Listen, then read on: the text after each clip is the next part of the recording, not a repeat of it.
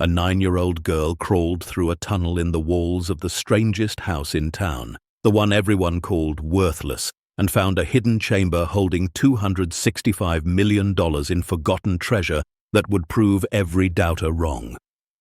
Before we explore the story, make sure to smash subscribe, because tomorrow we have an extra special story for you that will blow your mind.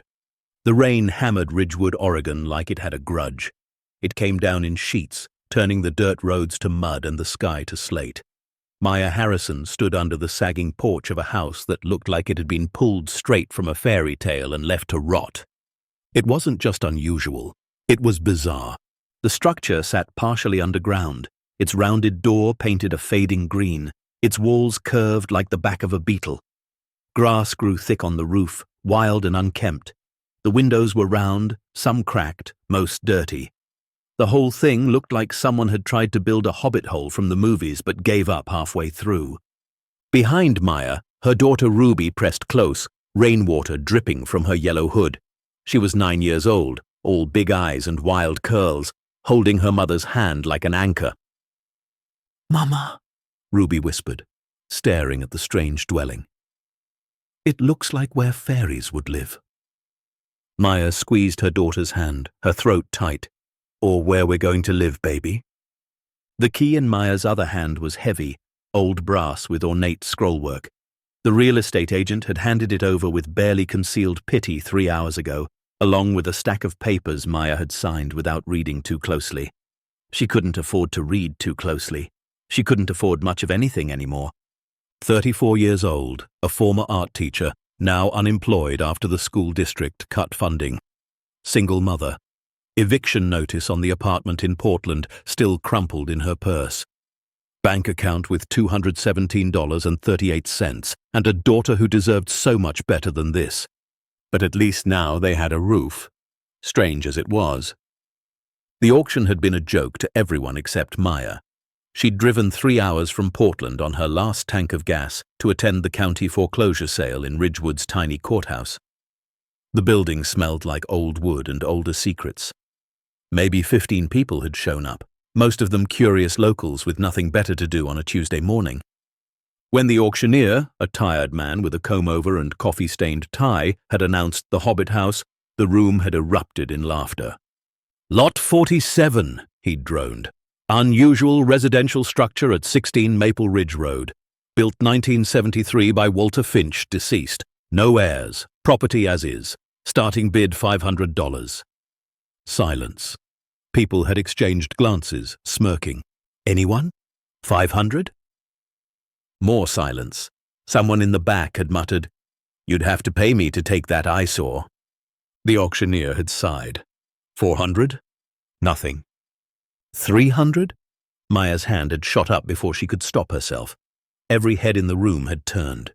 She'd felt their eyes, their judgment, their pity. "We have 300, the auctioneer had said, surprise clear in his voice. "Going once, going twice." He'd paused, giving anyone a chance to save her from herself.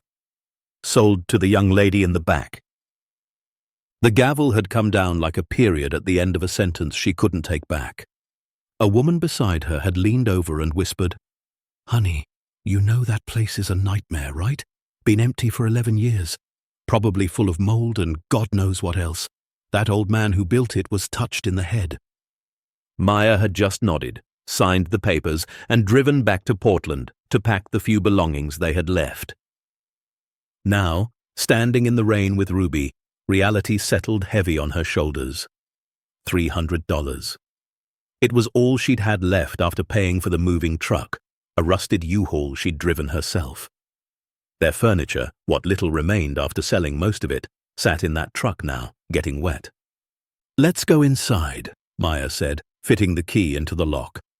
The door swung open with a creak that belonged in a horror movie. The smell hit them first. Dust, old wood, something earthy and organic. Not decay exactly, but time, lots of it. Ruby stepped inside first, her rubber boots squeaking on the wooden floor. Maya followed, flicking the light switch. Nothing happened. "Great," she muttered. But as their eyes adjusted, weak grey light filtered through the dirty round windows. The interior was even stranger than the outside. The walls curved inward like they were standing inside a bubble. The ceiling was low, barely 6 feet at its highest point, sloping down toward the edges. Everything was round.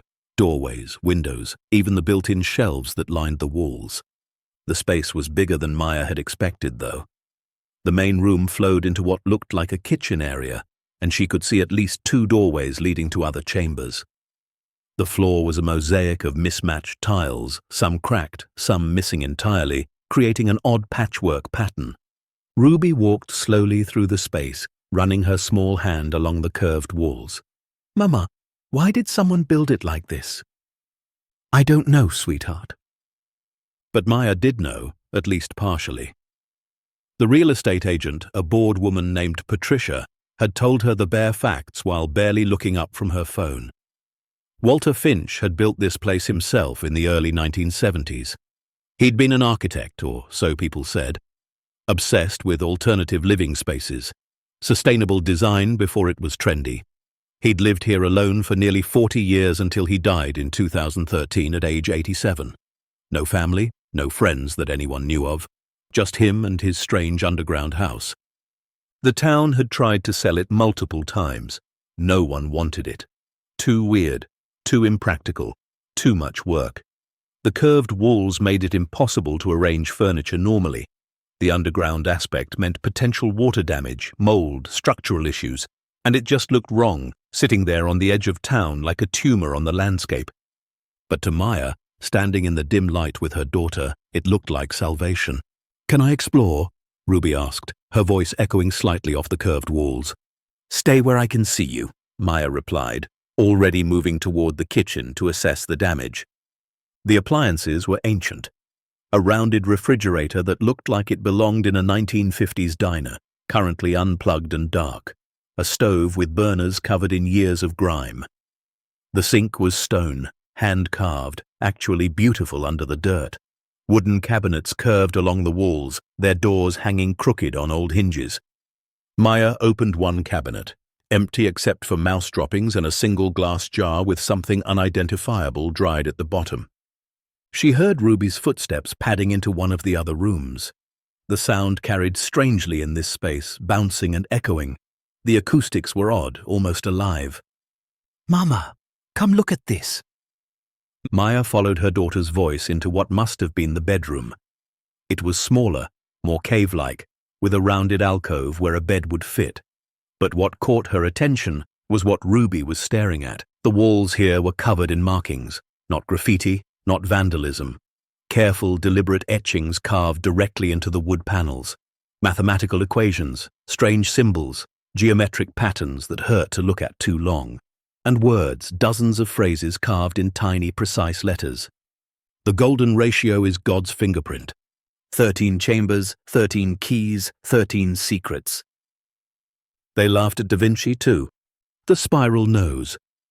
Ruby traced one of the spirals with her finger, a perfect logarithmic curve carved into the wood. "What does it mean?"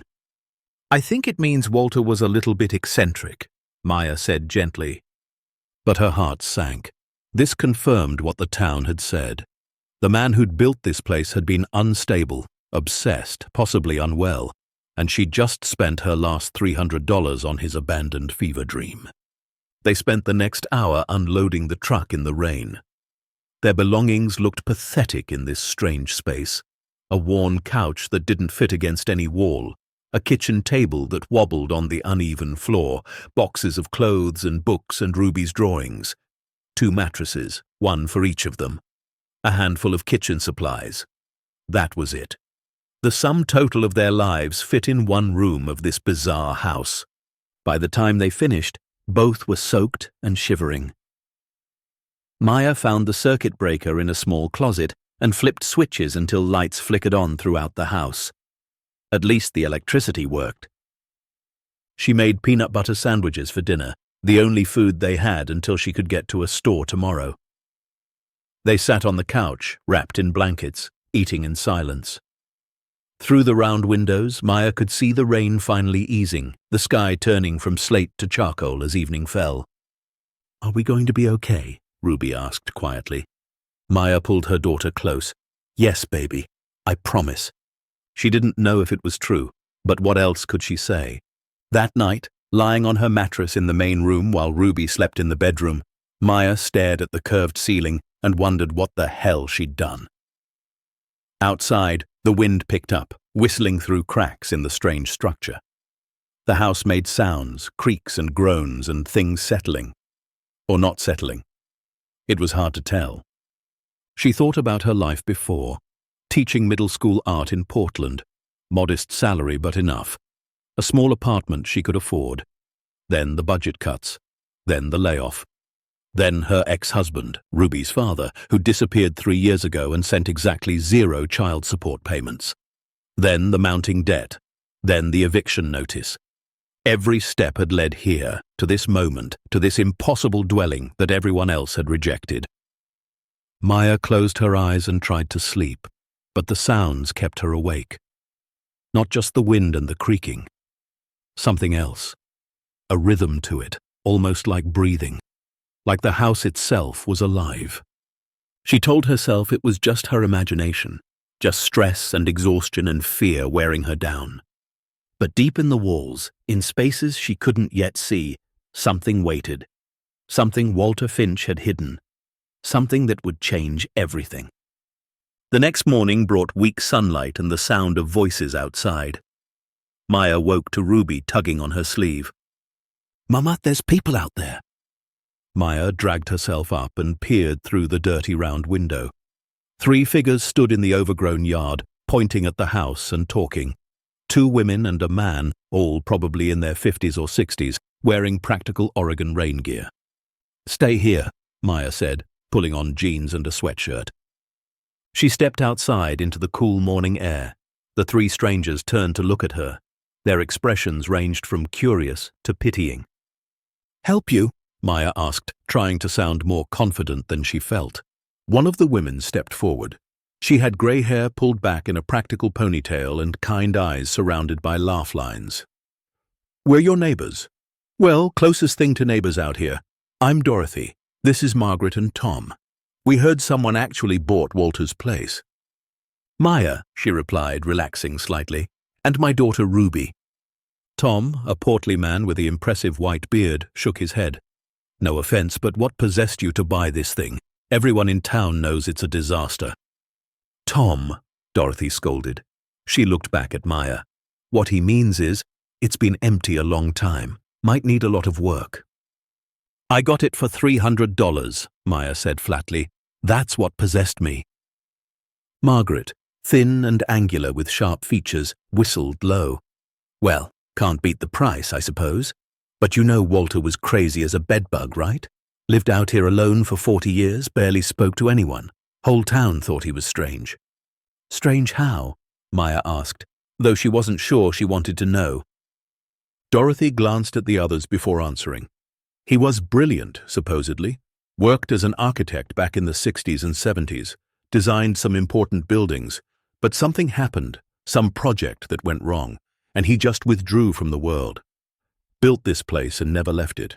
We'd see him sometimes in town, buying supplies, always in a hurry, never making eye contact, muttering to himself about sacred geometry and hidden spaces." "Hidden spaces?" Maya felt something cold slide down her spine. Tom nodded. "Always going on about how modern architecture had forgotten the old ways. How buildings should have secrets, layers, meanings. Frankly, I think the isolation made him paranoid. Heard he filled this place with weird stuff. Carvings, symbols, obsessive calculations." "I've seen some of that," Maya admitted. "Look," Dorothy said gently, "we're not trying to scare you off. Just wanted to introduce ourselves and let you know if you need anything, we're about 2 miles down the road. Tom's a retired contractor. If you need help with repairs or anything, just ask." "Thank you," Maya said, genuinely touched. "That means a lot." After they left, Maya went back inside to find Ruby standing in the bedroom, staring at the carved walls again. "Ruby, breakfast." "Mama, look at this one." Maya joined her daughter and followed her pointing finger to a phrase she'd missed last night, carved smaller than the others, almost hidden in the corner. "For those with eyes to see and hearts to believe, the 13 chambers hold the world's treasures." What chambers? Ruby asked. I don't know, honey. Maybe he meant rooms. This house has several rooms. But even as she said it, Maya knew that wasn't quite right. The house had the main living space, the bedroom, a bathroom, and a small storage area. 4 spaces, not 13, unless Walter had been speaking metaphorically, or unless he'd been as disturbed as everyone said. The days that followed fell into a rhythm of cleaning and adjustment. Maya scrubbed years of grime from surfaces, replaced light bulbs, fixed what she could with limited tools and even more limited funds. She'd found a part-time job at the small grocery store in Ridgewood, stocking shelves for minimum wage. It wasn't much, but it bought food and kept them afloat. Ruby started at the local elementary school, Ridgewood Primary, population 147 students total. She came home each day with stories about kids who thought her house was cool or creepy, depending on who you asked.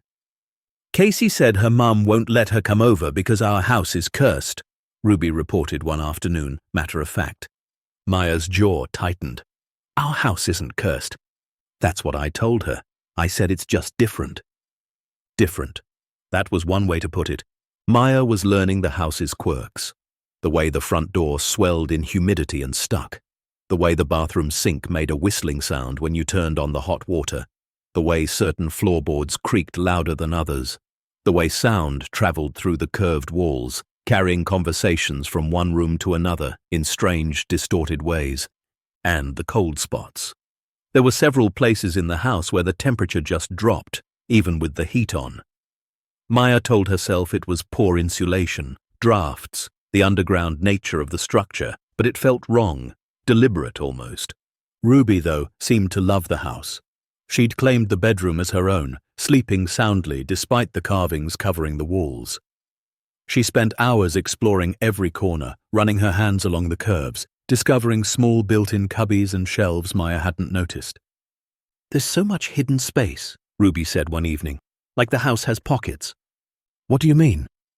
Ruby led her mother to the kitchen and pointed to a section of wall that looked solid. Watch. She pressed on a specific spot, and a small panel popped open, revealing a narrow shelf behind it. Maya's breath caught. How did you find that? I was leaning against it and it just opened. There's another one in the bathroom and one behind the couch. They spent the next hour going through the house together, finding the hidden compartments. All of them were empty, just dust and cobwebs, but their existence was unsettling. Why build these secret spaces? What had Walter been hiding?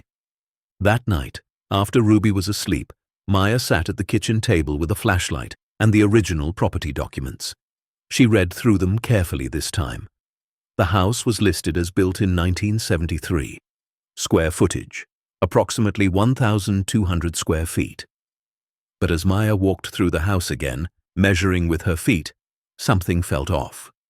The interior space seemed smaller than that. Where was the missing footage?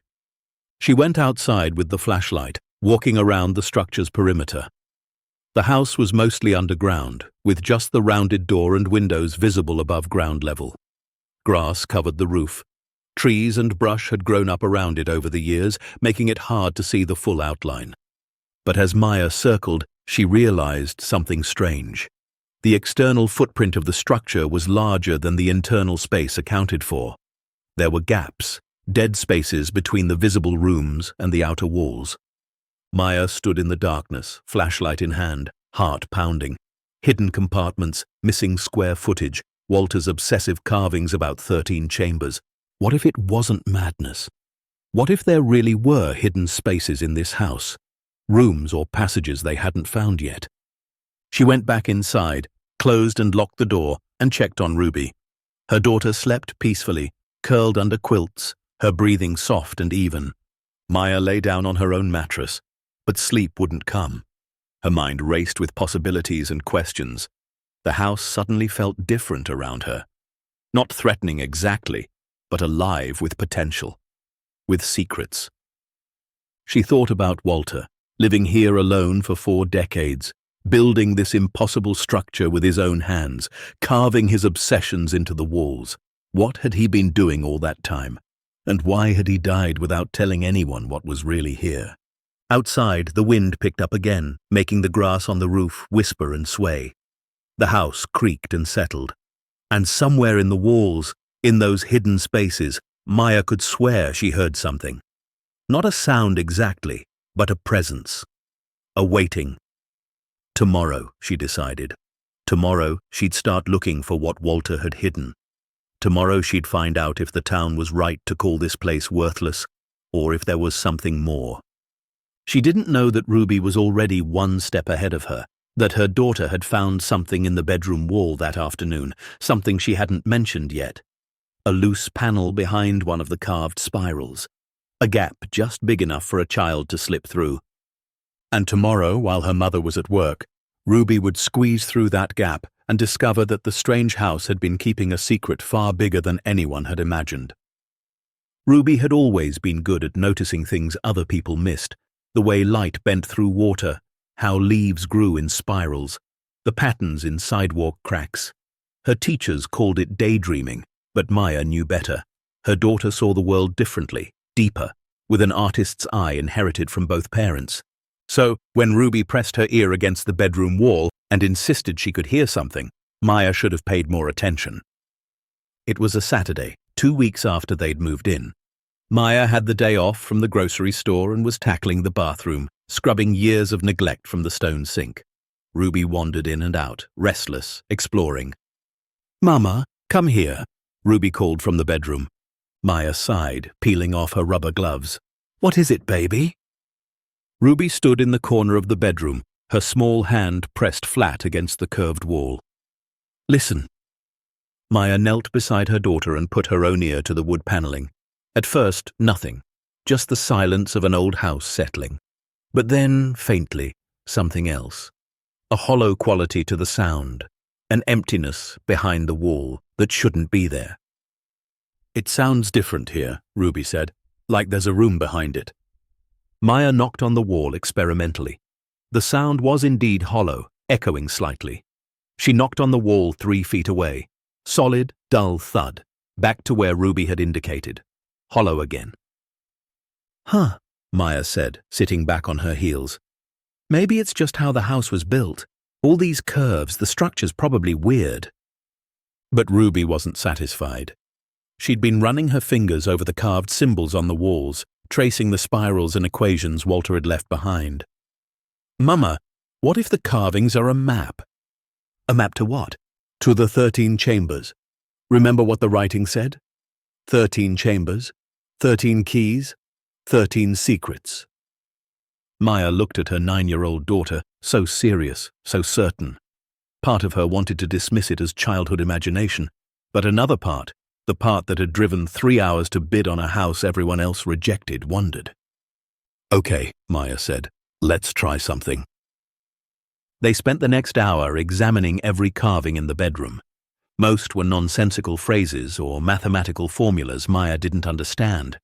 But some were different. Some were directional. Follow the golden spiral inward. The Fibonacci sequence reveals the path. Start where the light enters, end where shadows gather. Ruby pointed to the round window, the only source of natural light in the bedroom. Start where the light enters, that's the window. And end where shadows gather, Maya continued, looking around. The darkest corner of the room was where Ruby had first pressed her ear to the wall. The corner farthest from the window, where sunlight never quite reached. They moved to that corner. The wall here was covered in an elaborate carving, a massive spiral that took up nearly 4 feet of space. Maya had assumed it was just decoration, Walter's obsessive artwork. But now, looking closer, she saw the spiral wasn't just carved into the surface. It was actually slightly raised, like it had been built onto the wall rather than cut into it. "Ruby, go get my toolbox!" Her daughter scrambled off and returned with the small red toolbox Maya had bought at a thrift store. Basic tools, nothing fancy, but enough for minor repairs. Maya selected a flathead screwdriver and carefully inserted it into the seam where the carved spiral met the wall. She pried gently. Nothing. She tried another spot. Still nothing. She was about to give up when Ruby touched her arm. "Wait, Mama, spirals have a direction. They go in or out. What if you have to follow it?" Maya looked at her daughter with newfound respect. "That's actually brilliant." She started at the outer edge of the spiral, following the carved groove with the screwdriver, applying steady pressure as she traced the pattern inward. Round and round, tighter and tighter, until she reached the center point. Click. The sound was so distinct, so mechanical, that both of them jumped. The entire carved panel shifted inward half an inch, then swung open on hidden hinges, revealing darkness behind it. Maya's hands trembled as she grabbed her phone and turned on the flashlight. The beam cut through the darkness, illuminating a narrow passage that led deeper into the wall. No, not a passage.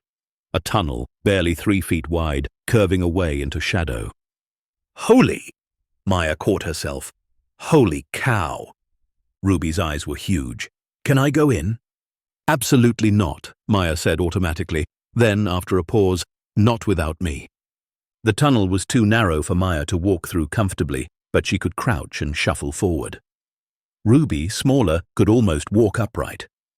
Maya went first, phone held ahead, casting strange shadows on the curved walls. The tunnel ran for about 15 feet, curving gradually to the left. The walls were smooth wood, carefully crafted, not rough or hastily built. Walter had put real time into this, real effort.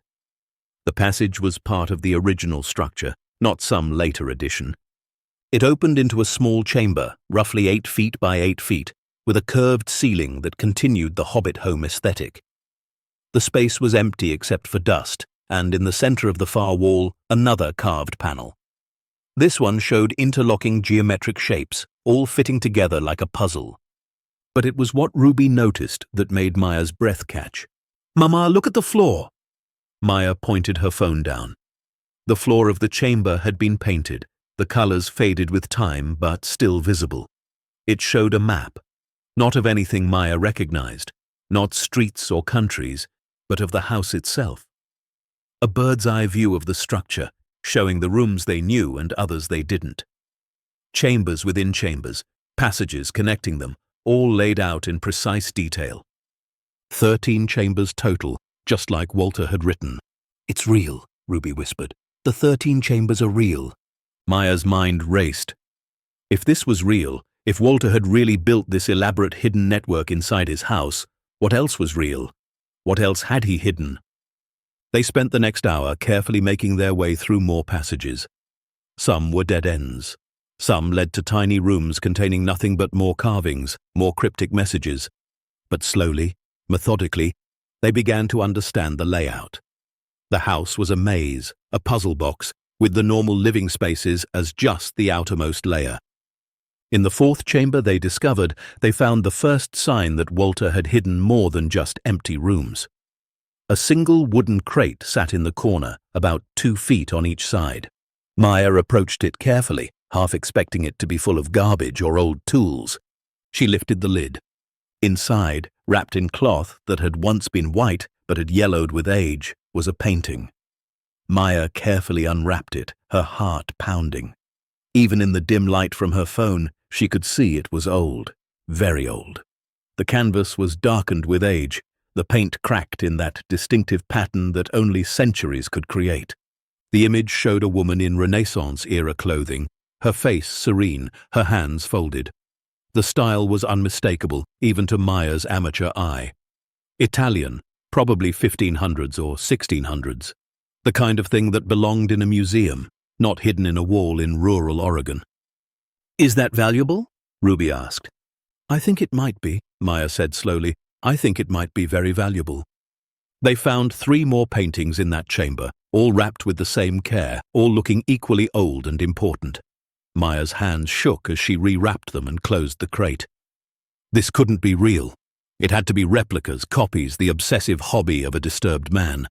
But the care Walter had taken, the climate-controlled feel of these hidden chambers, the elaborate security of the hidden entrances, it all suggested otherwise.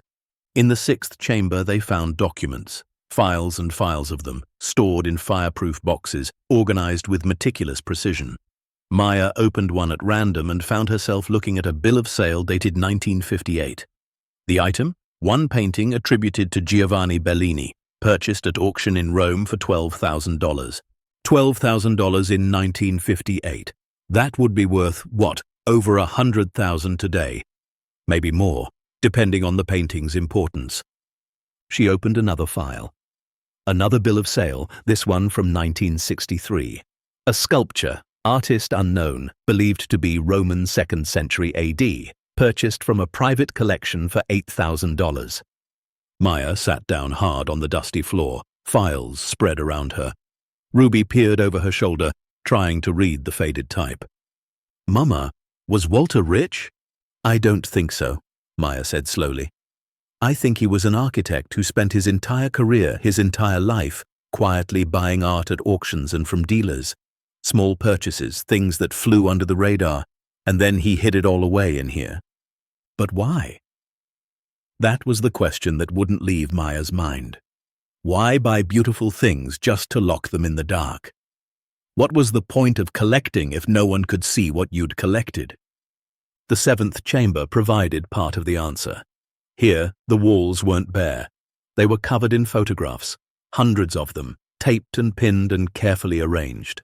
Photos of Walter as a young man, handsome and smiling, standing next to elaborate buildings.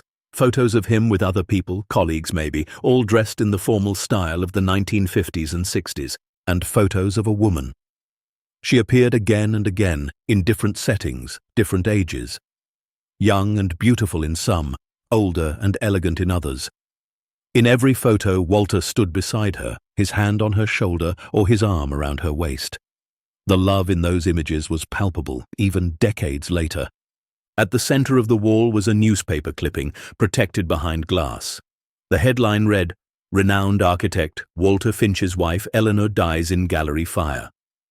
The date was August 14th, 1972. Maya read the article slowly, her throat tight. Eleanor Finch, curator at the Cascade Art Museum in Portland, had died when an electrical fire broke out during a private exhibition. She'd been trapped on the upper floor.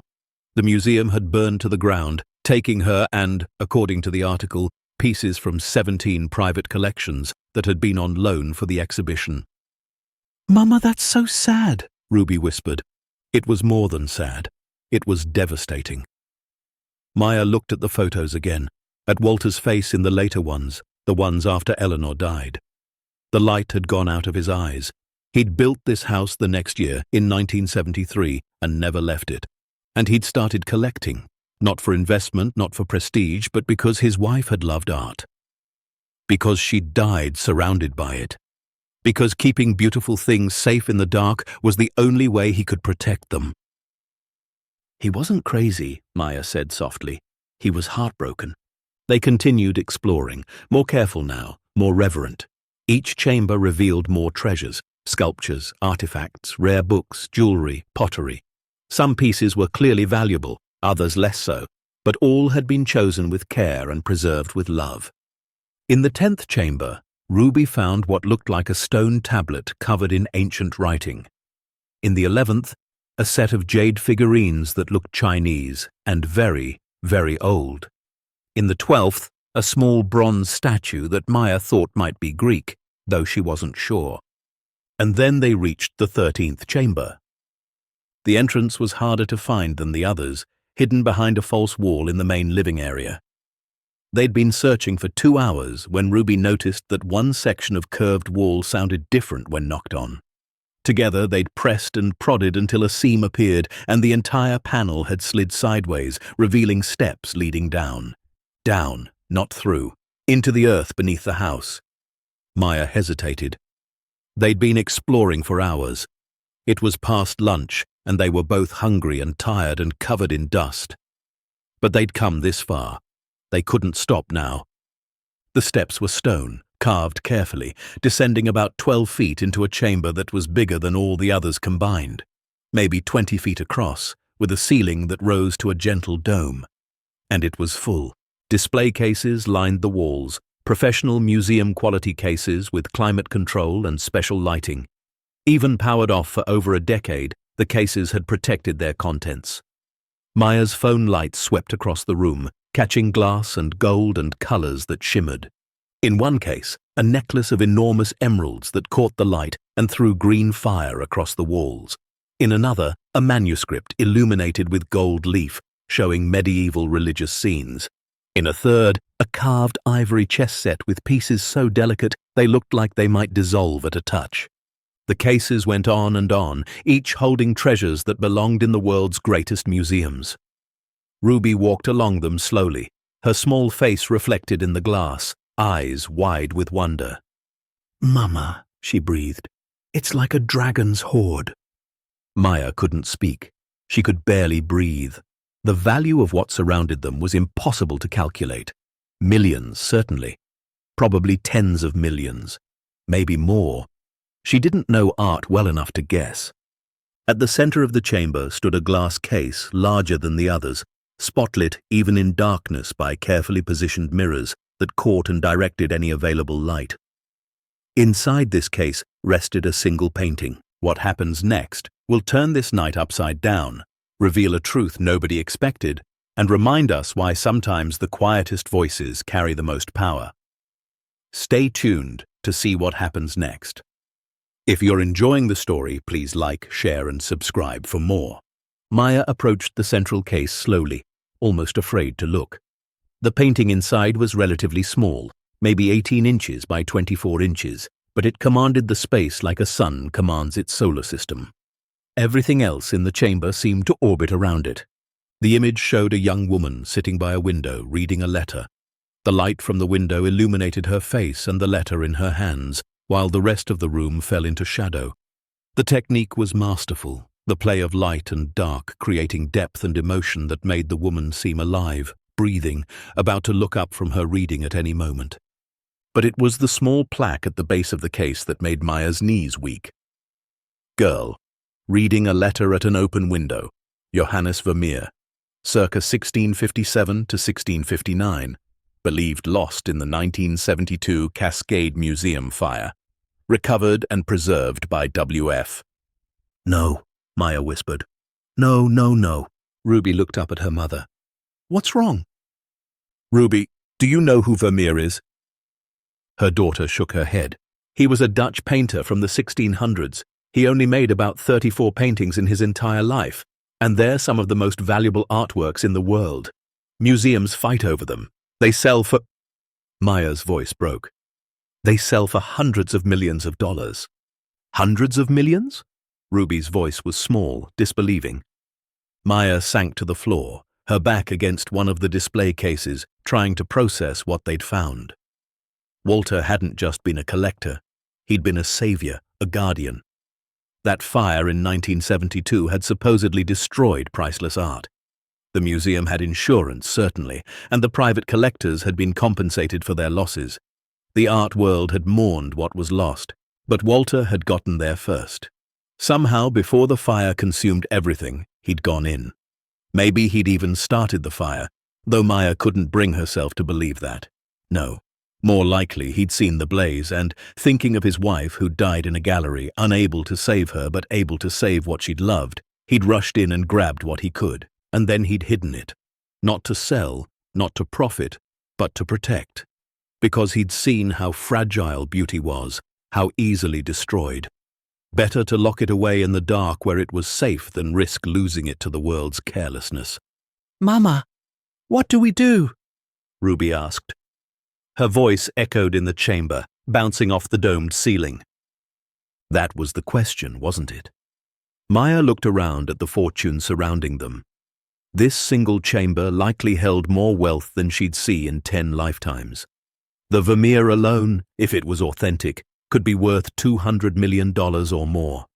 The emerald necklace, the illuminated manuscripts, the jade figurines, the Renaissance paintings upstairs.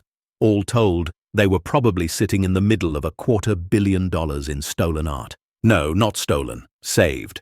But the art world wouldn't see it that way. The insurance companies certainly wouldn't.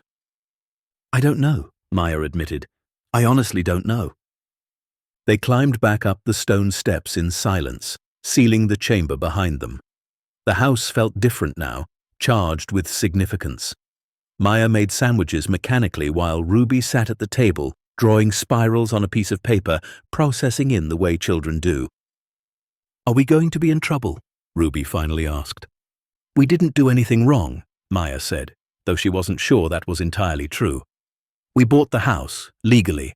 Whatever was in it became ours. But those things weren't supposed to be in it." Smart kid. Too smart, sometimes. Maya sat down across from her daughter and took her small hands. "Listen to me. We're not going to make any fast decisions. We're going to think about this very carefully. Those things down there, they're important. Not just because they're valuable, but because they're part of history. They belong to the world in a way." "But Walter wanted them kept safe," Ruby said. "That's why he hid them." "I know. And maybe he was right. Maybe they are safer hidden away." Maya squeezed Ruby's hands. "But maybe they're meant to be seen. Maybe keeping beautiful things locked in the dark is its own kind of tragedy." That night, after Ruby had gone to bed, Maya sat at the kitchen table with her laptop, researching. She looked up the Cascade Museum fire, finding article after article about the tragedy. Eleanor Finch's death.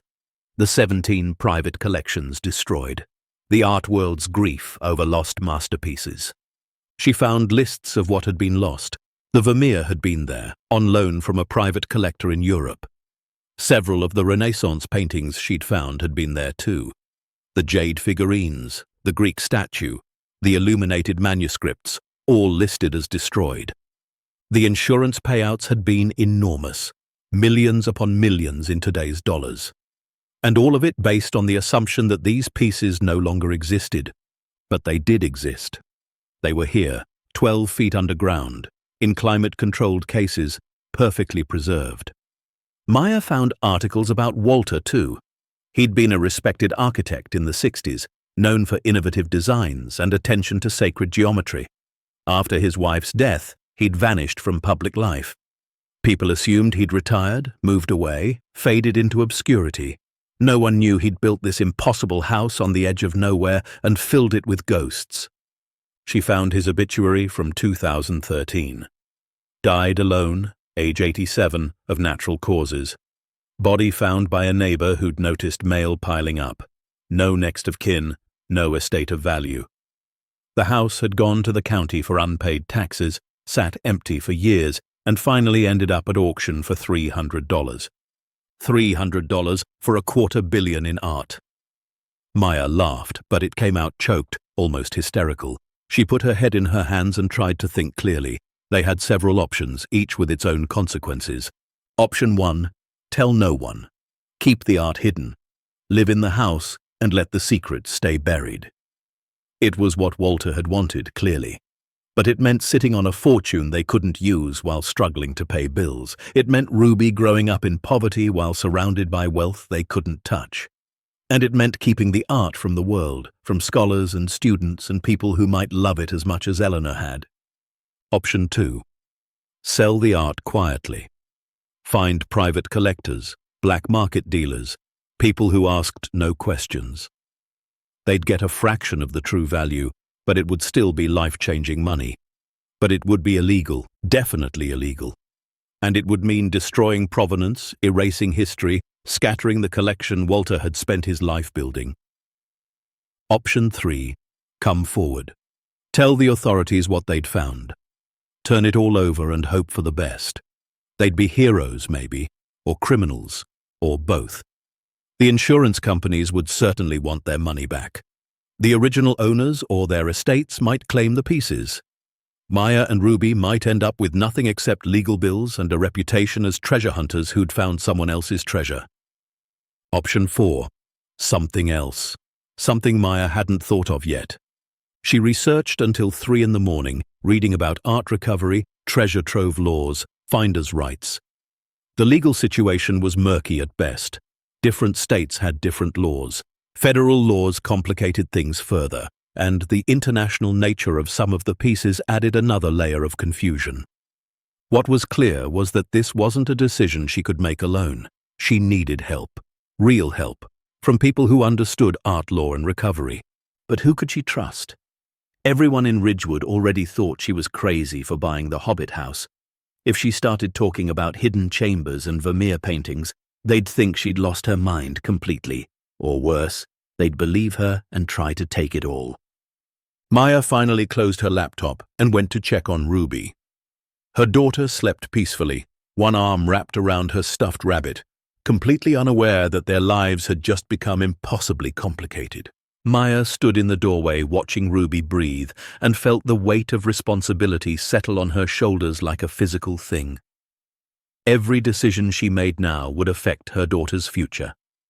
Every choice carried consequences she couldn't fully predict. She thought of Eleanor Finch, dying in a museum fire while trying to save art.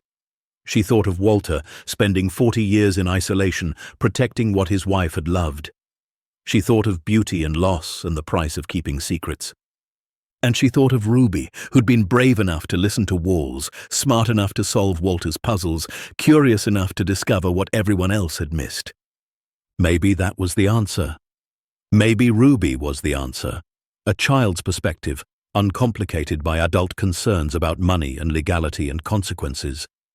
Ruby had called it a dragon's hoard, and in fairy tales, dragon hoards always came with tests. You had to prove you were worthy.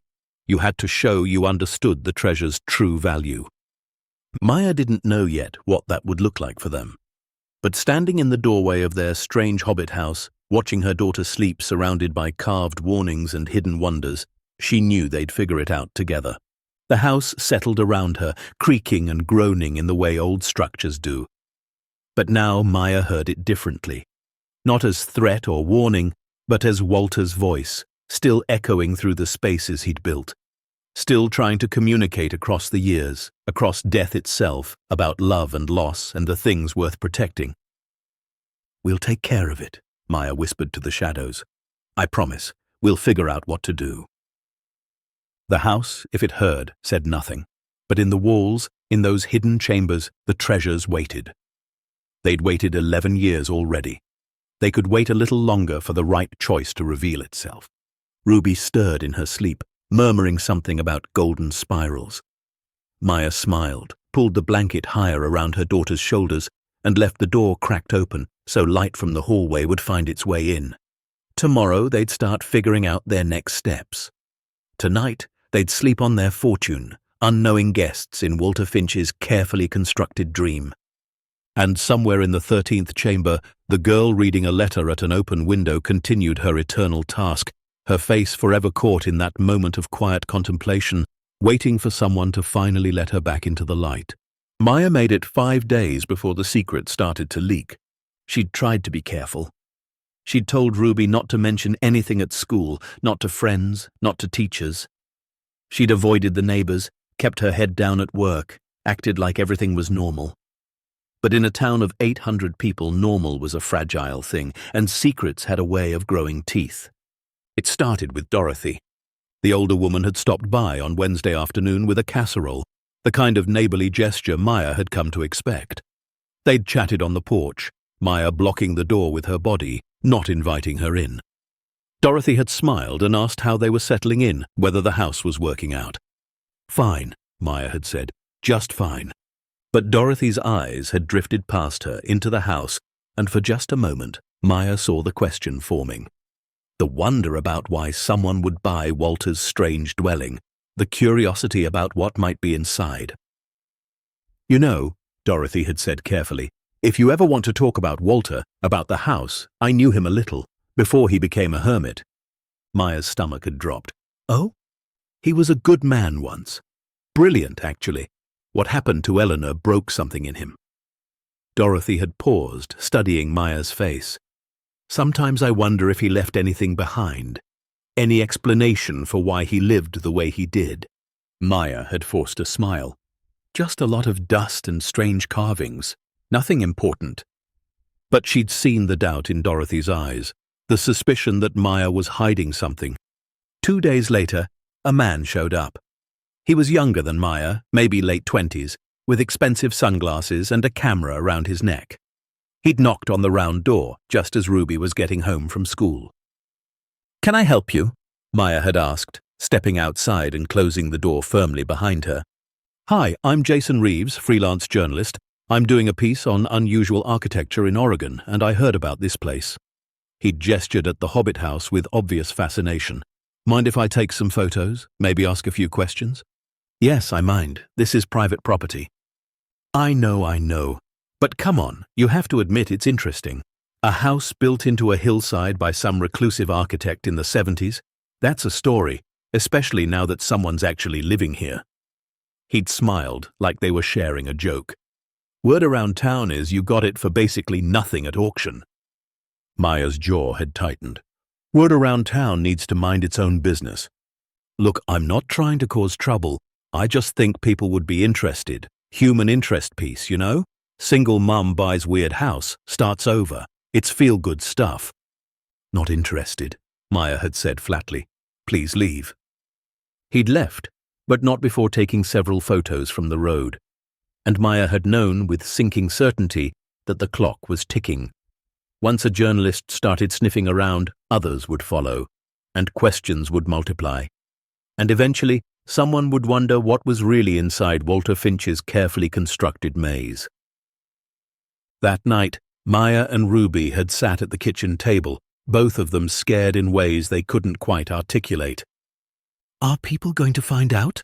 Ruby had asked quietly. I don't know, baby. Probably, eventually. What happens then? Maya had taken her daughter's hand. Then we deal with it, together. But Ruby, listen to me. When people start asking questions, you don't answer them. You don't tell them anything about what we found. Not your friends at school, not your teachers, not anyone. Okay? Ruby had nodded, but her eyes were wide, anxious. She was 9 years old. The weight of this secret was too much for a child to carry. Hell, it was too much for Maya to carry. By Saturday, the whispers had started. Maya felt them when she walked through the grocery store, heard them in the pause before people greeted her, saw them in the way folks looked at the Hobbit house when they drove past, slowing down, pointing, talking. And then, Sunday morning, everything exploded. Maya woke to the sound of car doors slamming. Multiple car doors. She stumbled out of bed and looked through the round window to see 5 vehicles parked along the road, and people, maybe 15 of them, standing in clusters, staring at the house. Some had cameras, some had notepads. One man had a video camera on his shoulder. Oh God, Maya breathed. She pulled on jeans and a sweatshirt and stepped outside, her heart hammering. The crowd turned to look at her, and immediately questions started flying. Miss Harrison, is it true you found art inside the house? Can you confirm reports of a hidden chamber? Are the rumors about a Vermeer painting accurate? How much is the collection worth? Maya held up her hands, feeling dizzy. I don't know what you're talking about. Please, this is private property. You need to leave. But they didn't leave. They pressed closer, cameras flashing, voices overlapping, each question more aggressive than the last. Behind her, Maya heard the door open and Ruby's frightened voice. Mama! Stay inside, Maya shouted, whirling around. But it was too late. A dozen cameras had caught Ruby's face, her frightened expression, and Maya knew that image would be everywhere by nightfall. The single mother and her scared daughter, living in the Hobbit house, sitting on a fortune. Sheriff Mullins arrived 20 minutes later, bless him, and cleared everyone off the property. But the damage was done. The story was out.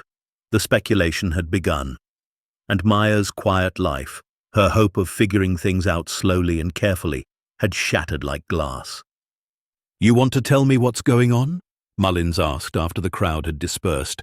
He was a decent man, maybe 60, with a weathered face and kind eyes.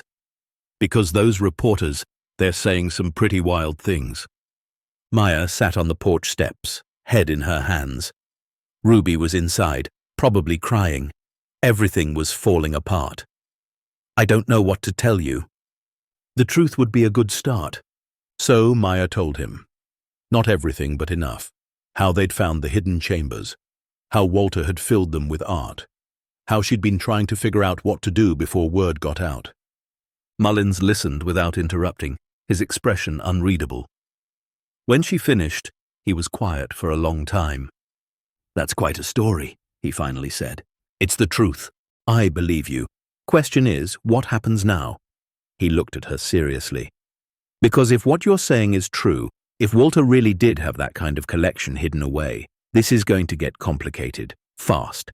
Insurance companies are going to come calling, museums, lawyers, maybe even the FBI. The FBI? Maya's voice cracked. Art theft is a federal crime, and if those pieces were reported destroyed in that fire, if insurance payouts were made based on false claims, that's fraud. Big fraud. But I didn't do anything wrong. I just bought a house. I know that, you know that. But try explaining it to people who don't. He stood, adjusted his belt. My advice? Get a lawyer, today, before this gets any worse. After he left, Maya went inside to find Ruby curled up on the couch, her rabbit clutched tight. Maya sat beside her and pulled her close, and they stayed like that for a long time, not speaking, just holding on. By Monday, it was a media circus. News vans parked along the road, helicopters flying overhead, getting aerial shots of the strange house built into the hillside.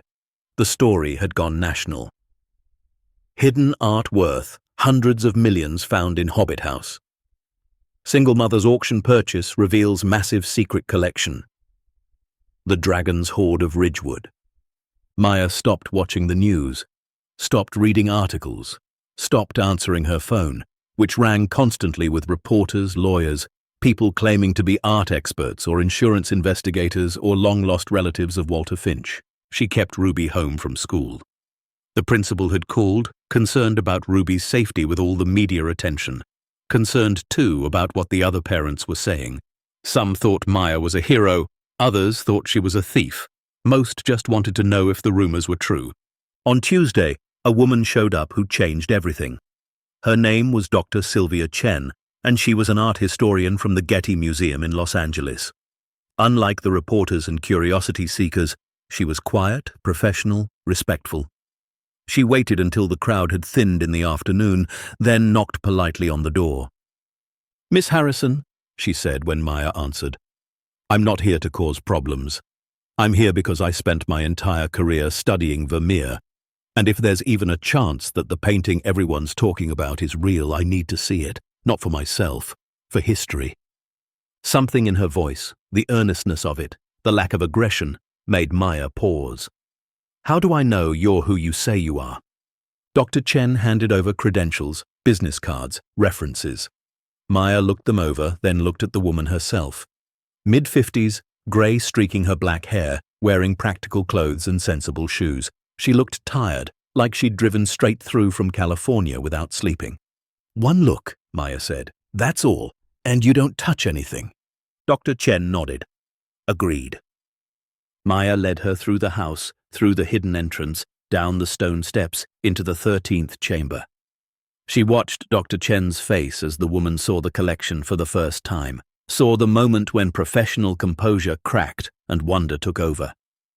My God, Dr. Chen whispered, it's real, it's all real. She approached the central case containing the Vermeer with trembling hands, pulling out a small flashlight and examining the painting through the glass. She spent 20 minutes studying it from every angle, occasionally making small sounds of amazement or disbelief. Finally, she stepped back. I'd need to run tests to be absolutely certain, but based on the style, the technique, the subject matter, the condition, this is Vermeer's girl reading a letter at an open window. The one supposedly destroyed in 1972. It's been missing for over 50 years. Maya's legs felt weak. Hearing it confirmed, having an expert validate what she'd suspected, made it terrifyingly real. How much is it worth? Dr. Chen shook her head slowly. There's no good answer to that. Vermeer paintings almost never come to market. When they do, they sell for 200 million, 300 million, sometimes more. This one, with its history, its presumed destruction, she paused. It's priceless, literally priceless. They stood in silence, both staring at the small painting of a woman reading a letter, forever frozen in that moment of quiet concentration. What should I do? Maya asked quietly. You should let me authenticate it properly, Dr. Chen said. Let me bring in colleagues, run tests, document everything, because right now, everyone's speculating. But once we prove it's real, once we establish provenance and history, then we can figure out the legal situation. We can protect it properly. And what happens to me and my daughter? Dr. Chen looked at her with sympathy. I don't know, but I promise you I'll help however I can. This discovery, it's bigger than money or ownership. It's about art history. It's about Walter Finch and what he did and why. And it's about making sure these treasures survive for future generations. Over the next week, Dr. Chen returned with a small team of experts. They worked carefully, documenting every piece, running tests, taking samples. Maya watched them handle the art with reverence, with love, and she began to understand what Eleanor must have felt, what Walter must have been protecting all those years. But while the experts worked, the vultures circled. Lawyers started filing claims. The insurance companies that had paid out millions after the museum fire wanted their money back, from Maya somehow, as if she'd planned this. The European collector who'd loaned the Vermeer claimed it was still rightfully his. The museum's insurance company claimed they'd bought the painting with their payout, so it was theirs. Walter's distant relatives, people who'd never met him, suddenly appeared claiming inheritance rights. Maya hired a lawyer, a sharp woman named Patricia Wren, who specialized in art law. Patricia worked for a percentage of whatever they might eventually get, which was the only way Maya could afford her. This is a mess, Patricia said bluntly at their first meeting. Legally, morally, every which way. But here's what I know. You bought this house legally. You own it. And under Oregon's treasure trove laws, anything found on your property that has no clear owner belongs to you. But the art has clear owners, or it did. Did being the key word. The insurance companies paid out. They took ownership of the destroyed pieces, theoretically. But the pieces weren't actually destroyed. So who owns them? The original owners who got paid for their loss? The insurance companies who made the payments? Walter who saved them and hid them? Or you who found them? Maya rubbed her temples. I just want what's fair. Fair might not exist in this situation, but we'll fight for what we can get. The legal battles dragged on. Depositions, court appearances, endless paperwork. Maya felt like she was drowning, trying to protect Ruby while navigating a system she didn't understand, fighting forces with far more money and power than she'd ever have. The town's reaction was mixed. Some people were supportive, bringing food, offering to help with Ruby, shielding them from the worst of the media attention. Others were hostile, spreading rumors that Maya had known about the art all along, that she'd bought the house specifically to steal it. The grocery store let her go, apologizing but explaining they couldn't handle the disruption her presence caused. So now Maya was unemployed again, with no income, living in a house filled with hundreds of millions in art she couldn't touch, surrounded by legal threats and media scrutiny. This is a nightmare, she told Patricia one afternoon. We should have never told anyone. We should have just kept it secret. And lived your whole life hiding. Patricia shook her head. That's not living. That's what Walter did, and look how he ended up. Alone, isolated, dead with no one to mourn him. But some nights, Maya thought Walter might have had the right idea. At least he'd had peace. At least he'd known what he was protecting and why. It was Ruby who reminded her what mattered. One evening, after a particularly brutal day in court, Maya came home exhausted and defeated. She found Ruby in the 13th chamber, sitting on the floor in front of the Vermeer, just looking at it. Baby, what are you doing down here? Looking at her, Ruby said simply. The girl reading the letter. I wonder what the letter says. Maya sat beside her daughter, and together they studied the painting. The light streaming through the window. The girl's absorbed expression. The way her fingers held the paper so carefully, like the words mattered more than anything. Maybe it's a love letter, Ruby continued. Maybe someone she cares about wrote it from far away, and she's reading it over and over because it makes her feel less alone. Maya's throat tightened. Maybe. Mama, I think that's why Walter saved all this, because art makes people feel less alone.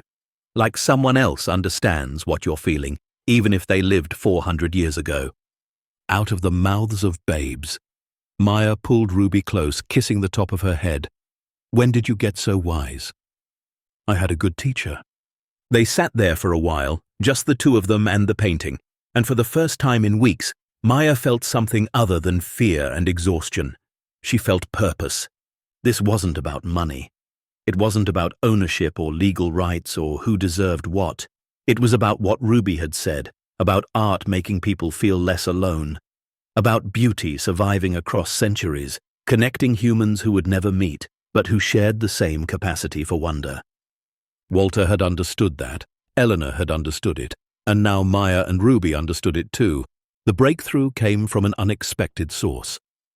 Dr. Chen had been quietly working behind the scenes, talking to museum directors and art foundations, building a case not for ownership, but for preservation. She'd found precedents, cases where disputed art had been turned over to neutral parties, held in trust, preserved for the public good. What if, Dr. Chen proposed at a meeting with all the lawyers, we create a foundation? The Finch Collection Foundation. The art would be held in trust, properly preserved, properly displayed. Revenue from exhibitions would be split between all parties with legitimate claims, the insurance companies, the original owners' estates, and yes, Miss Harrison and her daughter. One of the insurance company's lawyers scoffed. And who controls this foundation? A board. Representatives from all interested parties, including an art historian, me if you'll have me, to ensure the collection's integrity. It wasn't perfect. It wasn't what anyone wanted exactly, but it was something everyone could live with. The insurance companies would get some money back. The original owners' estates would be compensated. And Maya and Ruby would receive enough to live on, to start over, without bearing the full weight of protecting $250 million in disputed art. The negotiations took another 3 months. During that time, Maya and Ruby lived in a strange limbo, still in the Hobbit house, still surrounded by treasures they couldn't claim, still waiting for their future to be decided by people in suits who'd never struggled to pay rent or bought a house for $300 out of desperation. But something had shifted. The town slowly came around. People started to understand that Maya wasn't a thief or a con artist. She was just a single mother who'd made a bargain basement purchase and stumbled into something bigger than herself. The grocery store rehired her. Dorothy started visiting again, no longer suspicious but supportive.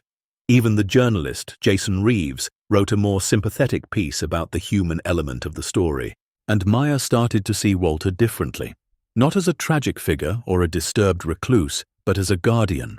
He'd spent 40 years protecting what his wife had loved, keeping it safe from a world that had already proven it could destroy beautiful things carelessly. He hadn't hoarded the art for profit.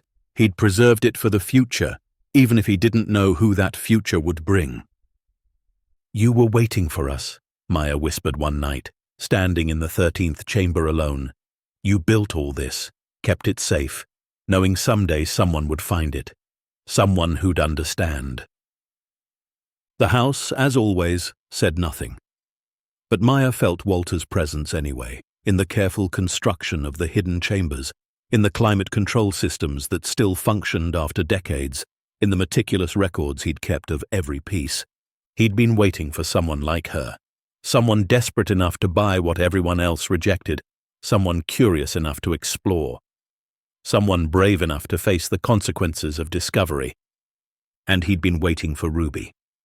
A child with an artist's eye and a pure heart who could look at a 400-year-old painting and understand that it was about connection, about feeling less alone. On a clear day in November, 8 months after they'd moved into the Hobbit house, the papers were finally signed. The Finch Collection Foundation was official. The art would be moved carefully, reverently to a specially designed facility where it would be preserved and studied and, eventually, displayed to the public. Maya and Ruby would receive a settlement. Not hundreds of millions, but enough. Enough to buy a real house, to pay for Ruby's education, to live without fear of eviction or hunger. Enough to breathe. They stood in the 13th chamber one last time before the moving crews arrived. The cases stood empty now, their contents already carefully packed for transport. Only the Vermeer remained, the centerpiece, the last to go. "Goodbye," Ruby whispered to the painting. "Thank you for letting us find you." Maya had to look away, tears burning her eyes. They'd lived with this secret for 8 months, and saying goodbye felt like losing a part of themselves. Dr. Chen, supervising the final removal, put a hand on Maya's shoulder. "You did the right thing. Walter would be proud." "Would he?" Maya asked. "He kept it all hidden." "He kept it safe until the right people could appreciate it. That was you and Ruby. You understood what he was protecting and why, and now you're making sure it survives for everyone else." Dr. Chen smiled. "That's not betrayal. That's legacy." The painting was carefully removed from its case, wrapped in specialized materials, loaded into a climate-controlled truck. Maya and Ruby watched from the stone steps as the truck pulled away, carrying the girl reading a letter at an open window back into the light after 50 years of darkness. The house felt empty after that. The hidden chambers, once magical, now just vacant spaces collecting dust. Maya and Ruby moved out a week later into a modest rental in town while they figured out their next steps. The Hobbit house was donated to the foundation, preserved as part of Walter's legacy, a monument to one man's obsessive love and dedication. Sometimes Maya drove past it, that strange curved structure built into the hillside, and remembered those first terrifying, exhilarating days when they were discovering secrets behind every wall. Remembered Ruby crawling through narrow passages with a flashlight, finding wonders in the dark. Remembered the weight of responsibility, the fear, the legal battles, and ultimately the satisfaction of knowing they'd done right by the art and by Walter's memory. The house that everyone had called worthless had held the world's treasures, and two people, a desperate mother and her curious daughter, had been brave enough to bring them back into the light. The first check arrived on a Tuesday in December, exactly 1 year after Maya had raised her hand at that auction. She stared at the numbers, spelled out in careful typewritten letters, $150,000. The first distribution from the Finch Collection Foundation. It wasn't the hundreds of millions the collection was worth, but it was more money than Maya had seen in her entire life. More importantly, it was just the beginning. The foundation had projected annual distributions as the art was exhibited, studied, and loaned to museums around the world. Over time, over years, Maya and Ruby would be taken care of.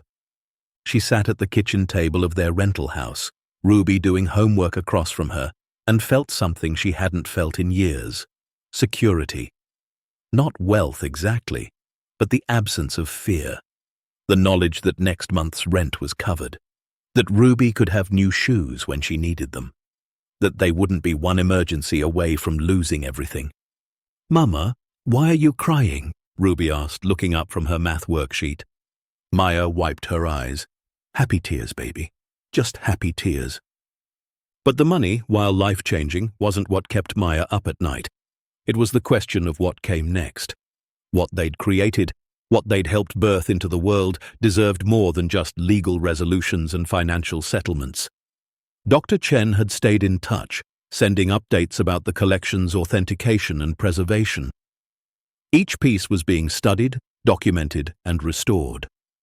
The Vermeer had been confirmed as authentic, sending shockwaves through the art world. The Renaissance paintings were being attributed to specific artists. The jade figurines dated back to the Ming dynasty. The illuminated manuscript was from 13th century France. Every authentication revealed Walter's extraordinary eye, his deep knowledge, his careful curation. This hadn't been random accumulation. He'd built a collection with purpose, with meaning, each piece chosen to represent something important in art history. He was teaching, Dr. Chen had explained during one phone call. That's what I realized when I studied the collection as a whole. Each piece represents a different period, style, technique. Together, they tell the story of human creativity across centuries. He wasn't just preserving art, he was preserving knowledge. That conversation had planted a seed in Maya's mind. An idea that grew slowly, carefully, until it consumed her thoughts. 3 days after the check arrived, Maya called an emergency meeting. She'd invited Dr. Chen, Patricia Wren, Sheriff Mullins, Dorothy and Tom from down the road, the mayor of Ridgewood, and the principal of Ruby's school. They gathered in the community center, a drafty building that served as town hall, voting location, and occasional wedding venue. "Thank you for coming," Maya began, standing at the front of the room, her hands shaking slightly. Public speaking had never been her strength. "I know you're all wondering why I asked you here." She clicked on the projector she'd borrowed, showing images of the Hobbit house, the hidden chambers, the art they'd discovered. "A year ago, I bought a house everyone thought was worthless. Everyone except me and my daughter. We saw something others didn't. We were willing to look deeper." She advanced to the next slide, showing Ruby standing in front of the Vermeer, her small face filled with wonder. "What we found changed our lives. But it shouldn't just change ours. It should change this whole town. Because Walter Finch, the man everyone thought was crazy, he left us something more valuable than art worth hundreds of millions. He left us a lesson." Maya took a breath, gathering courage. "He taught us that beautiful things exist in unexpected places, that what looks worthless from the outside might hold treasures within, that isolation and misunderstanding can hide genius, and that sometimes the quietest voices have the most important things to say." She clicked to a new slide showing architectural plans. "I want to turn the Hobbit house into a museum, not just any museum, an educational center focused on teaching people, especially kids, to see value where others see nothing, to look deeper, to appreciate art, history, and human creativity." The room was silent. Maya rushed forward, afraid of losing momentum. "The Finch house is already part of the foundation. We could retrofit it, expand it carefully while preserving Walter's original vision, create exhibition spaces, classrooms, workshops, bring in rotating pieces from the collection, offer free admission to all students, partner with schools across Oregon to bring kids who might never otherwise see real Renaissance paintings or Ming Dynasty jade." She looked at the mayor, a heavy-set woman named Beth, who'd been cautiously supportive during the legal battles. Ridgewood could become a destination, an art education center in the middle of nowhere. We'd bring tourism, jobs, recognition. We'd prove that small towns can contribute to culture, to learning, to preservation of history. Still silence. Maya's heart sank. It was too ambitious, too idealistic. They thought she was crazy, just like they'd thought Walter was crazy. Then Ruby stood up. At 9 years old, she was the smallest person in the room, but when she spoke, her voice carried. "My mama and I found something special because we weren't afraid to look. Because we bought a house everyone laughed at. If we can do that, if we can find treasures in a place everyone else thought was garbage, then maybe this town can be special too. Maybe people will stop driving past Ridgewood and actually stop. Actually see us." She looked around at the assembled adults. "I'm just a kid, but I know what it's like when people think you're not important, when they think where you live doesn't matter. The art we found, it's important because someone thought it was worth saving. Maybe Ridgewood is worth saving too." Maya's eyes burned with tears.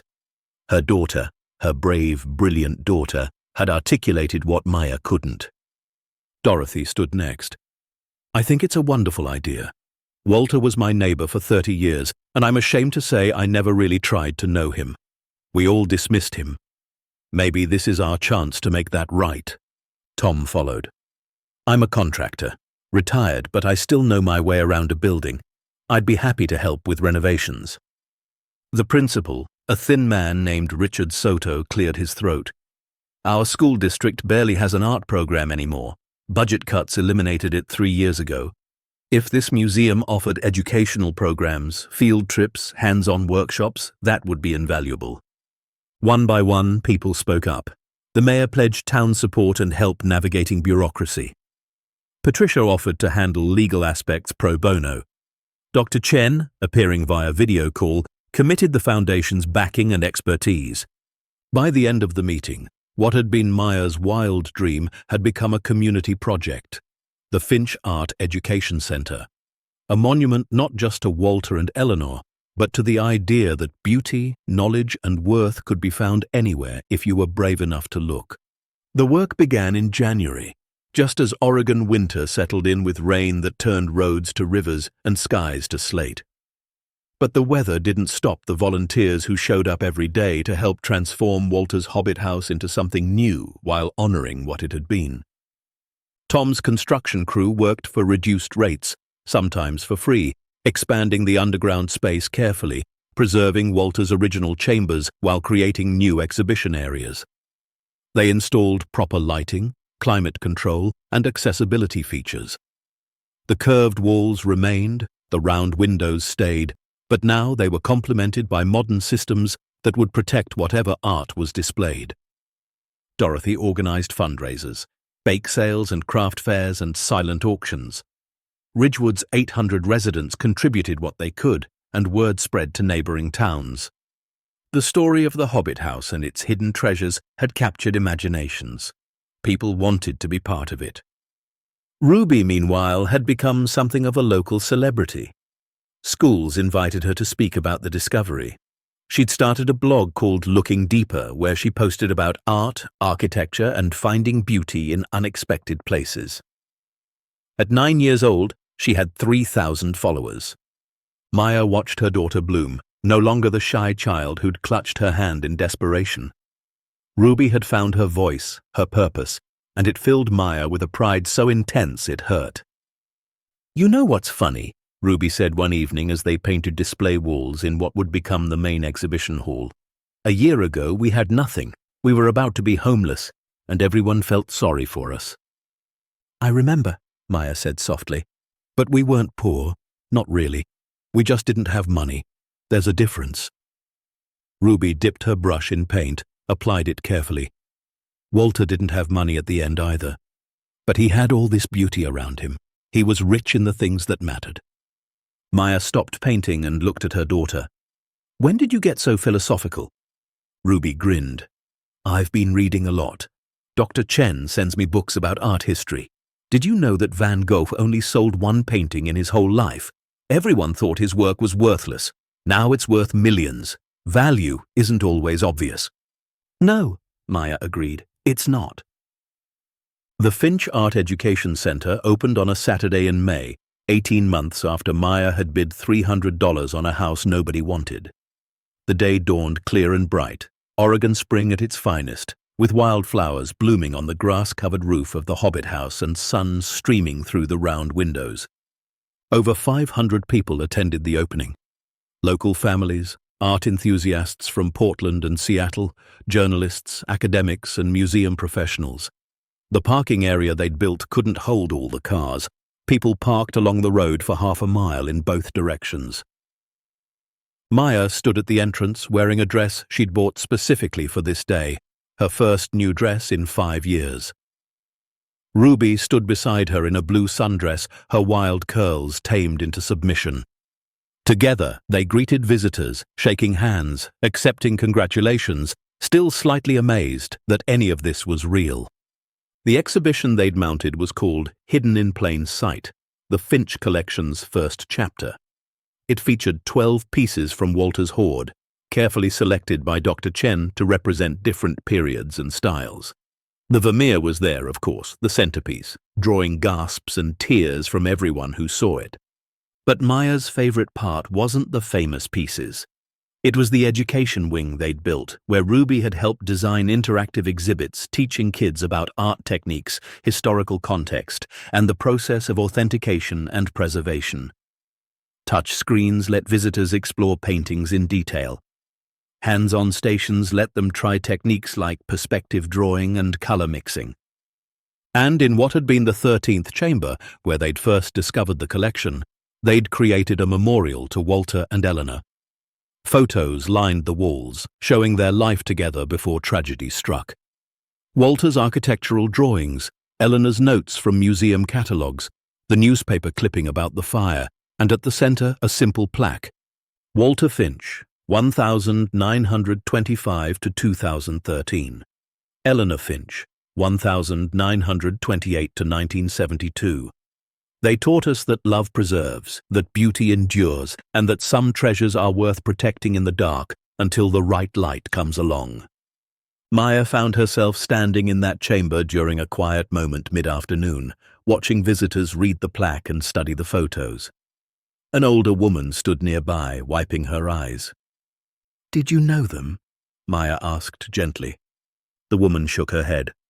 "No, but I know what it's like to lose someone you love and have the whole world keep spinning like nothing happened.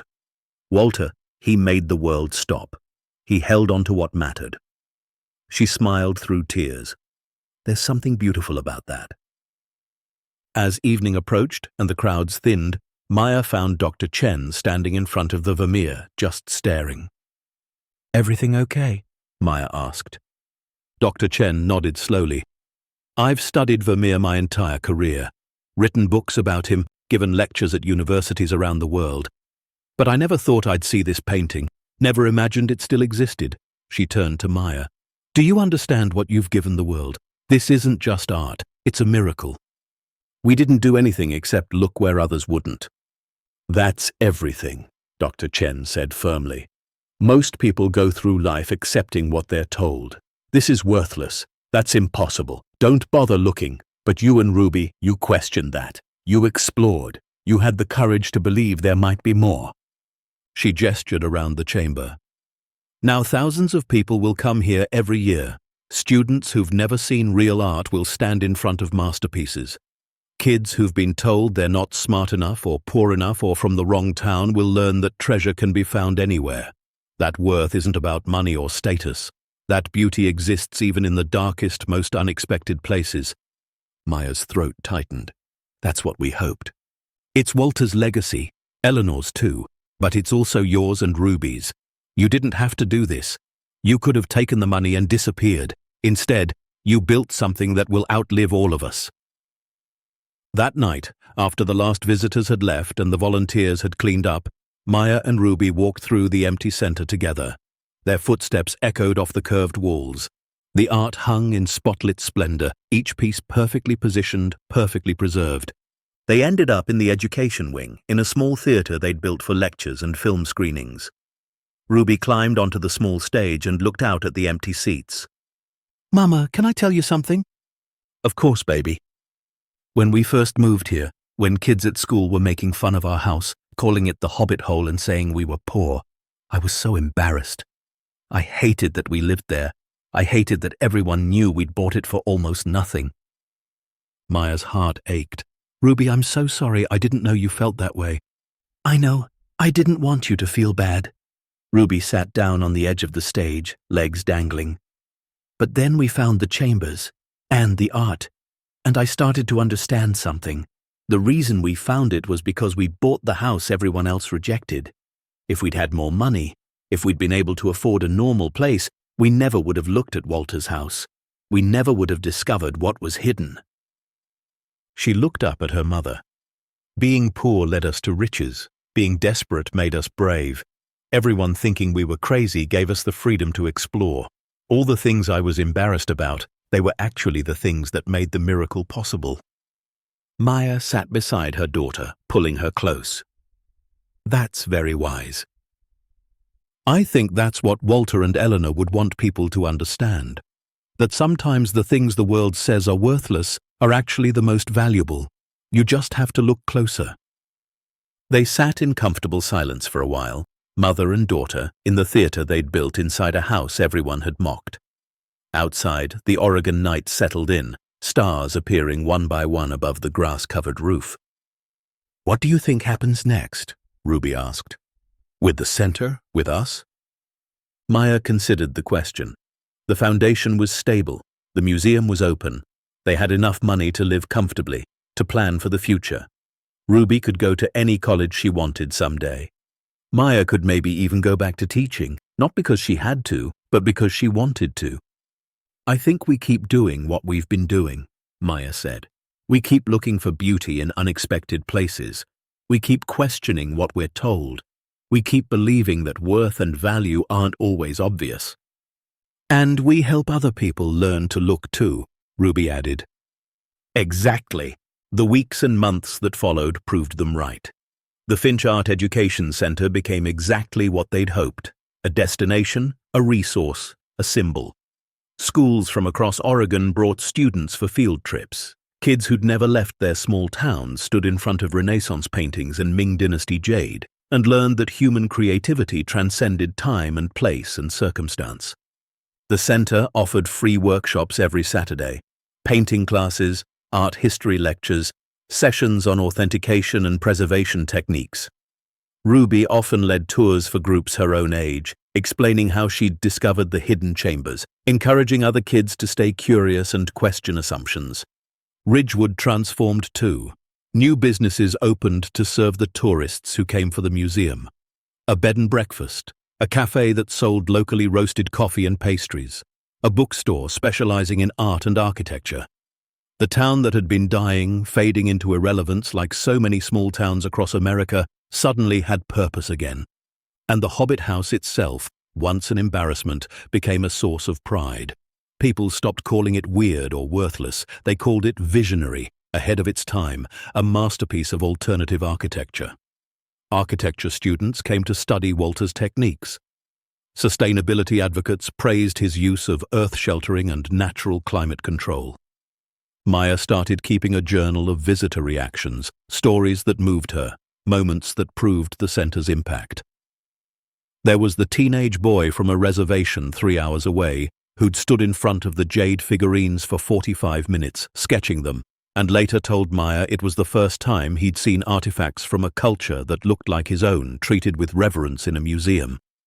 There was the elderly veteran who'd broken down crying in front of a small watercolor of a Dutch landscape, explaining it looked exactly like a village he'd helped liberate in World War II.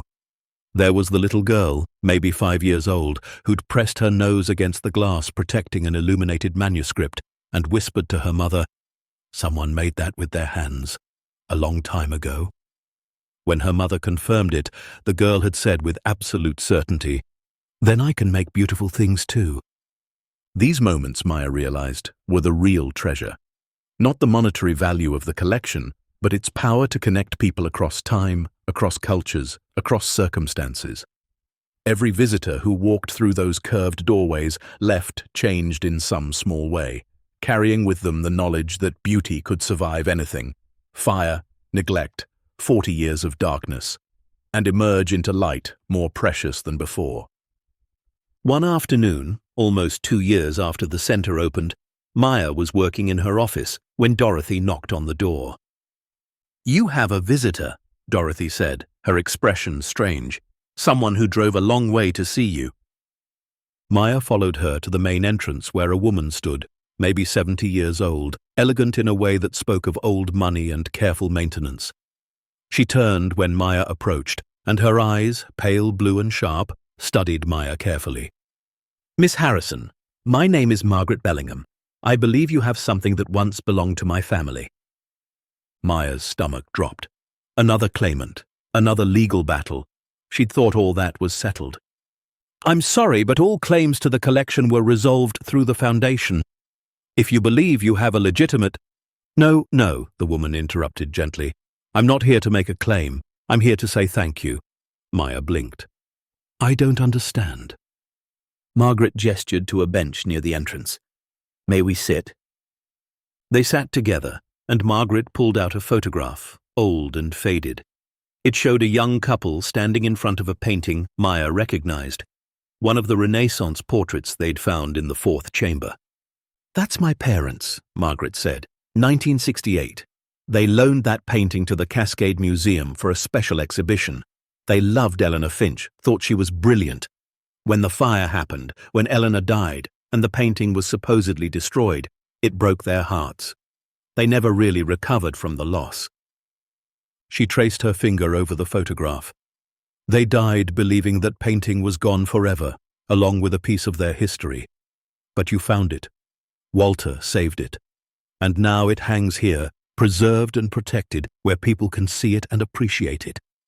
Tears rolled down the older woman's cheeks. "You gave my parents' legacy back to the world. You gave Eleanor's memory meaning. You proved that Walter's 40 years of isolation weren't madness, but dedication. Do you understand how extraordinary that is?" Maya felt her own eyes filling. "I just bought a house." "You did more than that. You chose to see value where others saw nothing. You chose to share rather than hoard. You chose to honor Walter's intention while bringing his collection into the light. Margaret took Maya's hand. That takes wisdom and courage. Thank you. After Margaret left, Maya stood in the center's main hall, surrounded by art and history and beauty, and finally understood what they'd really accomplished. They hadn't just found treasure. They hadn't just opened a museum. They'd completed a circle that had been broken 50 years ago. Walter and Eleanor had loved art together. The fire had severed that connection, killing Eleanor and sending Walter into isolation. For 40 years, he'd protected what she'd loved, keeping it safe in the dark, unable to share it, but unwilling to let it be destroyed. And then Maya and Ruby had come along. Two people desperate enough to buy what no one wanted, curious enough to explore, brave enough to face the consequences of discovery. They'd taken what Walter had preserved and brought it back into the world, creating exactly the kind of educational space Eleanor would have loved. The circle was complete. The legacy was fulfilled. By the time the center celebrated its 3rd anniversary, over 20,000 people had visited. The number stunned Maya every time she thought about it. 20,000 individuals who'd driven to the middle of nowhere to see art in a Hobbit house. 20,000 people who'd learned that beauty and worth could hide in the most unexpected places. The center had expanded its programming. They now offered artist residencies, bringing working artists to Ridgewood to create new work inspired by the collection. They'd started a scholarship program, sending local students to art schools and universities. They'd partnered with the state education department to develop curriculum materials that teachers across Oregon could use. And Ruby, now 12 years old, had become the center's youngest docent. She led tours with confidence and passion, telling the story of discovery with the practiced ease of someone who'd told it 100 times. But she never made it sound rehearsed. Each telling carried the same wonder and excitement as the first. Maya often watched her daughter from a distance during these tours, marveling at the young woman she was becoming. Ruby had found her calling in that Hobbit house just as surely as Maya had found hope. They'd both discovered that sometimes the worst moments of your life, the desperate, terrifying moments when you had nothing left to lose, could become doorways to something extraordinary. That evening, Maya took Ruby back to visit the Hobbit house, now the museum, after closing time. They stood outside as the sun set, painting the grass-covered roof gold and orange. "Do you remember that first day?" Maya asked. "When we pulled up in the rain and you said it looked like where fairies would live?" Ruby nodded. "I was so scared. Everything was scary then." "It was, but we did it anyway." They walked inside, through rooms now filled with art and knowledge and light, past the education wing where tomorrow dozens of students would learn about perspective and composition, past the exhibition halls where masterpieces hung on curved walls, down the stone steps to the 13th chamber, the heart of it all. The Vermeer hung in its climate-controlled case, the girl reading a letter at an open window, forever frozen in her moment of quiet contemplation. Maya and Ruby stood before it, as they had so many times, studying the brushwork, the light, the story captured in oil and canvas 400 years ago. "What do you think the letter says?" Maya asked, echoing Ruby's question from long ago. Ruby smiled. "I think it says, everything you need, you already have. You just have to be brave enough to find it." Maya pulled her daughter close. "I think you're right." They stood together in the chamber, surrounded by treasures that had been hidden for 50 years. In a house that everyone had called worthless, in a town that was finding its value again. And Maya thought about all the people who would come here in the years ahead. All the children who would stand where she stood and learn that beauty could be found anywhere. That worth wasn't about money or status. That the most valuable things were often hidden in plain sight, waiting for someone brave enough to look. Because that was Walter's true gift. Not the art itself, though that was precious. Not even the fortune it represented, but the lesson it taught, that what seems worthless might hold wonders, that what appears broken might be whole in ways you can't yet see, that the darkest places sometimes hide the brightest treasures, and that sometimes all it takes is one person, one decision, one moment of courage to change everything. Maya had made that choice in a courthouse when she raised her hand to bid $300 on a house everyone else rejected. She'd made it again when she'd decided to explore rather than accept. And again when she'd chosen to share rather than hide. Each choice had led to the next, building on itself, until a desperate single mother and her curious daughter had transformed not just their own lives, but their entire community. "Come on," Maya said, leading Ruby back up the stone steps. "Let's go home." "This is home," Ruby said, gesturing around the museum. Maya shook her head gently. "This is Walter's home, Eleanor's legacy, the town's treasure. Ours is somewhere else now, somewhere that doesn't come with the weight of all this history." They'd bought a small house in town 6 months ago, nothing fancy, but it was theirs, truly theirs, with normal walls and square windows and a roof that didn't grow grass.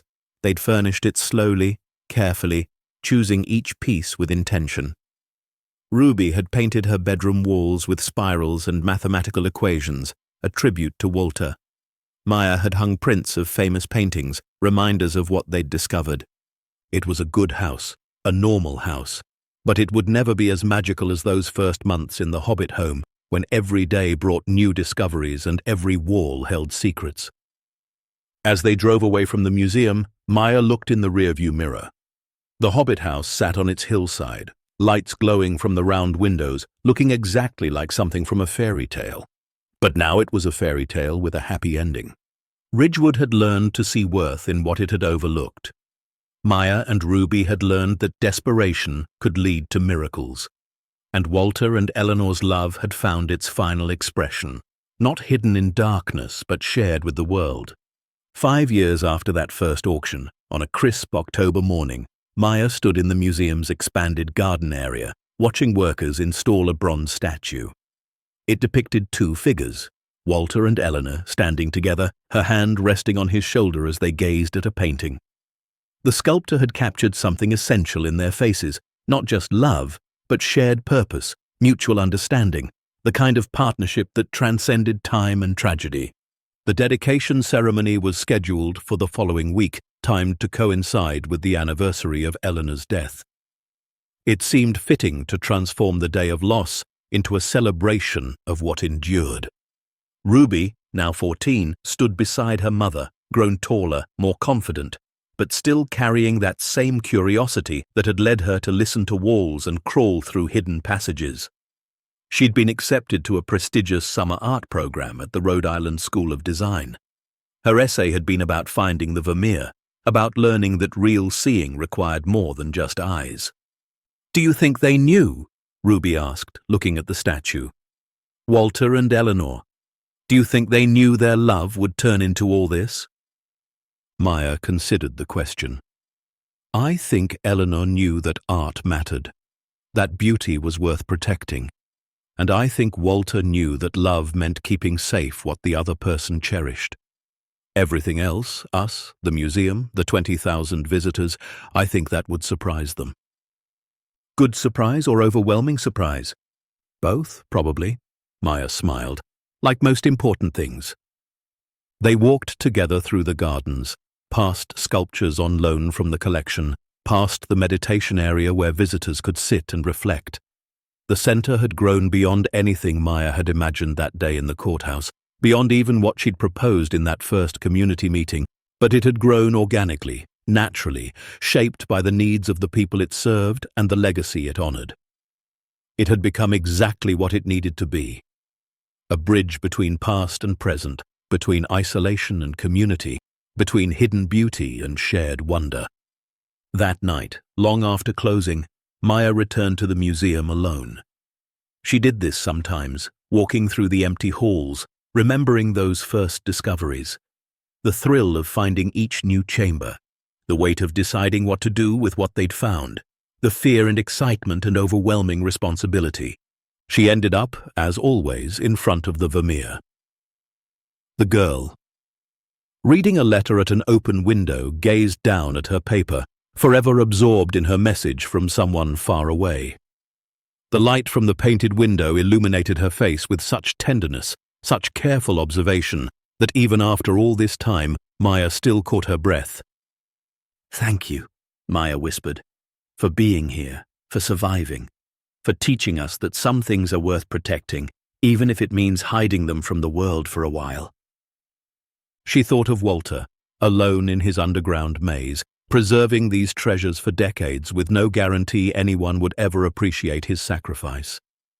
She thought of Eleanor, dying in a fire while trying to save art. She thought of all the people throughout history who'd created and protected and cherished beautiful things, not for profit or fame, but simply because beauty mattered. And she thought of Ruby, asleep in their normal house with square windows, dreaming probably of art and discovery and the adventures still ahead.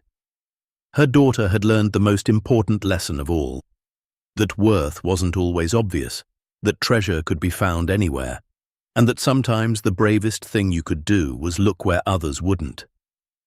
Anyone can find treasure if they're willing to look where others won't, if they're brave enough to question what they're told. If they understand that value isn't always obvious, that beauty often hides in unexpected places, and that the things the world rejects might be exactly what it needs. The woman who paid $300 for a worthless house had discovered that nothing is truly worthless. Her daughter, who'd crawled through tunnels in the walls, had learned that curiosity and courage could change the world. Together, they'd proven that sometimes the smallest acts, the most desperate choices, the bravest moments of faith could ripple outward in ways you'd never imagine. Because Maya Harrison didn't just buy a house that day in the courthouse. She bought a future. She bought hope. She bought the chance to prove that her life, her daughter's life, their story, mattered just as much as Renaissance paintings and Dutch masters and Ming Dynasty jade. And in the end, that was the real treasure. Not the $265 million in art, not the museum or the foundation or the transformed town, but the knowledge that she and Ruby were enough, that they'd always been enough, that their worth had never depended on what they owned or where they lived or what others thought of them. They'd bought a Hobbit house everyone called worthless and found inside it proof of their own value, and that, more than any Vermeer or emerald necklace, was priceless beyond measure. The end. Up next, 2 more powerful stories are waiting for you. Click to keep discovering. And don't forget to hit subscribe if you believe the truth deserves a voice and treasures hide in the most unexpected places.